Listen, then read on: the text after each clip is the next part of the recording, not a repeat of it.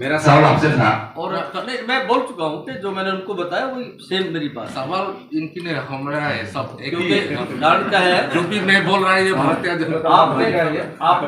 आपने जो कहा है और जो उनको मैंने कहा है, मैं उस पर स्टैंड करता हूँ बात को। जो विषय है उस विषय पर जो उन्होंने कहा है तो इट्स कलेक्टिव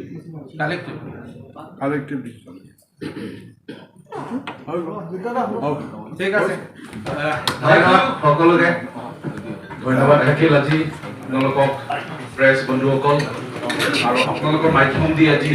যি বাৰ্তা চলিছে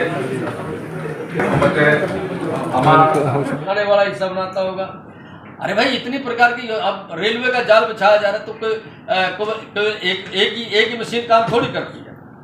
हजारों लोग उसमें काम करते हैं, लाखों लोग उसमें काम करते हैं। एयरपोर्टों का निर्माण है उसमें हजारों लोग काम करते हैं।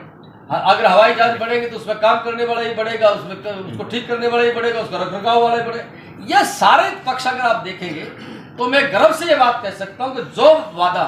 हमने 9 वर्ष पहले किया था उसको पर खरा उतरने का जो हमारा काम है वो बहुत ही एक भरोसे और विश्वास के साथ चल रहा है। कि आपने जिनका नाम लिया हमारे भारतीय जनता पार्टी के वरिष्ठ नेता हैं और आज रक्षा मंत्री हैं, आपने जो बात कही है तो मुझे ध्यान में आ गई है, उनसे एक बार बात करके क्या विषय है तो नमस्कार সকলোকে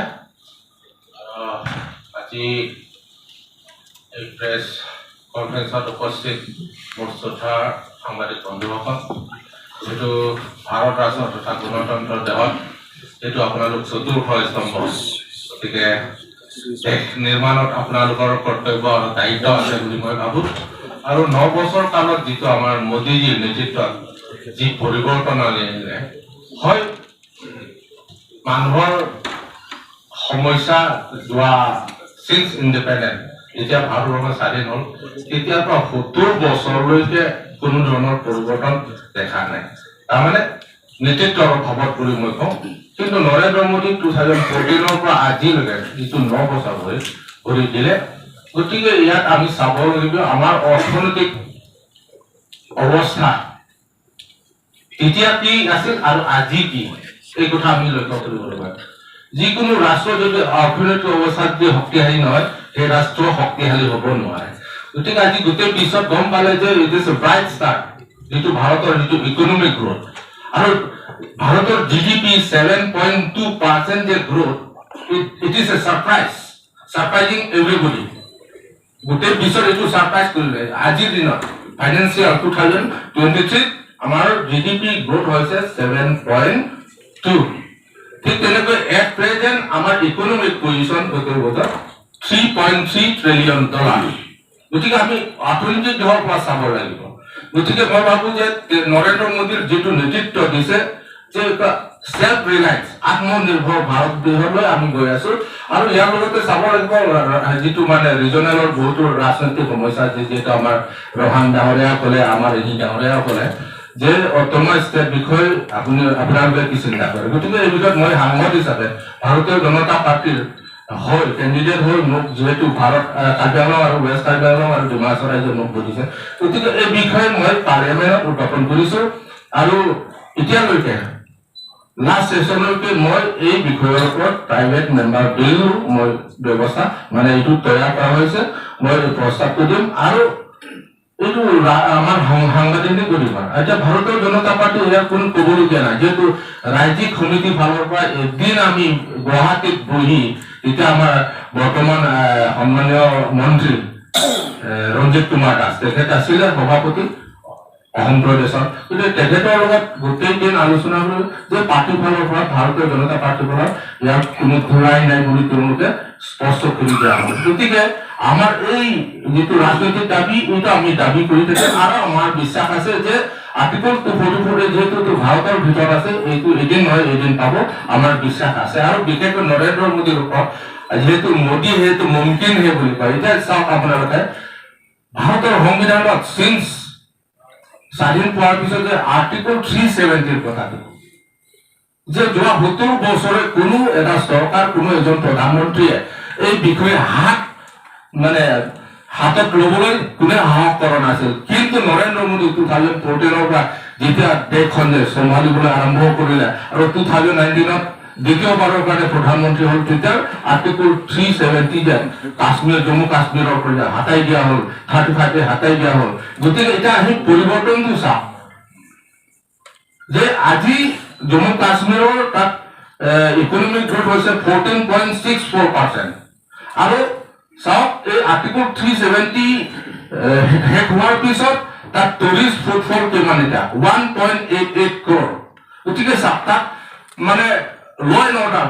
তাৰমানে শান্তি ঘূৰি আহিছে তাত শান্তি ঘূৰি অহাৰ কাৰণে এতিয়া G20 নিচিনা সামিট জম্মু কাশ্মীৰত হ'ব পাৰিছে গতিকে ইয়াততো সাফল্য কিবা থাকিব পাৰে কোনেতো ভবা নাছিলে জম্মু কাশ্মীৰটো দূৰৰ পৰা আৰু ভাৰতৰ কেপিটেল দিল্লীটোতো সুৰক্ষিত নহয় মানুহে ক'ৰবাত যদি বাছ ষ্টেণ্ডে হওক বা এনি পাব্লিক প্লেচ কিবা যদি মালিক নথকা না বস্তু যদি ক'ৰবাত পৰি থাকে ইট মে বি বম এইটো বম হ'ব পাৰে চুব নালাগে বুলি কয় কিন্তু এই পৰিস্থিতিটো আজি নাই গতিকে এইবোৰে আমি চাব লাগিব ঠিক তেনেকৈ আমাৰ MOS যিটো চাইন কৰা হৈ গ'ল এইটো বিশেষকৈ আমাৰ এইটো এটা 6 শিডিউল বিষয় গতিকে যে এইটো MOSটো যিটো চাইন কৰা হ'ল এইটো ইমপ্লিমেণ্ট কৰিবৰ কাৰণে কিছুমান ক্লজ আমাৰ নৰ্থ ইষ্টৰ কিছুমান ৰাজ্যৰ লগত জড়িত হৈছে যেনেকৈ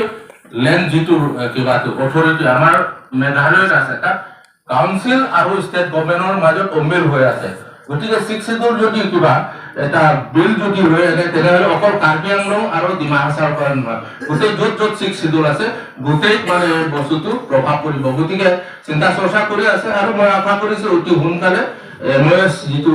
চুক্তি স্বাক্ষৰ কৰা হৈছে ইমপ্লিমেণ্ট হ'ব থ্যাংক ইউ ধন্যবাদ मैं शर्मा जी से और एक सवाल पूछना चाहता हूँ शर्मा जी आप ऑटोनोमस स्टेट देने के पक्ष में है या नहीं आपके केंद्र सरकार का आप क्या बताएंगे इसमें क्या जाएंगे हमारे सांसद जी हैं उन्होंने जो मेरा सवाल आपसे था और नहीं मैं बोल चुका हूँ कि जो मैंने उनको बताया वही सेम मेरी बात सवाल इनकी ने हमारा है सब एक क्योंकि कारण क्या है जो भी मैं बोल रहा है ये भारतीय जनता आपने जो कहा है और जो उनको मैंने कहा है मैं उस पर स्टैंड करता हूँ बात को जो विषय है उस विषय पर जो उन्होंने कहा है तो इट्स अ कलेक्टिव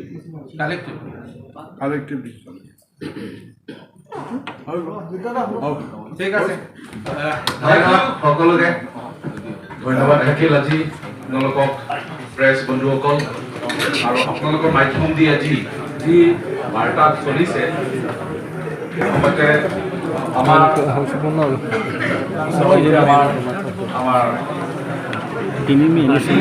মেছেজ আপোনালোকে